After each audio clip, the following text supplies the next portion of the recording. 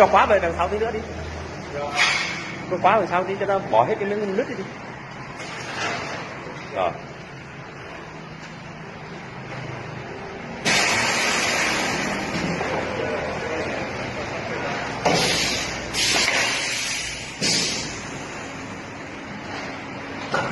Đổ cồn vào chưa?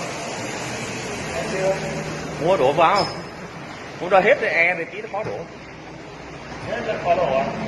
Không, nó chẳng khó đổ nhưng mình phải xả e đằng nào đổ thì mua đổ vào. Dạ.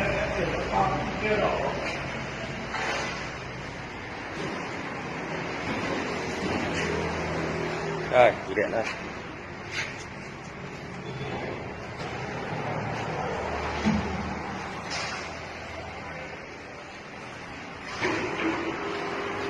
Ừ.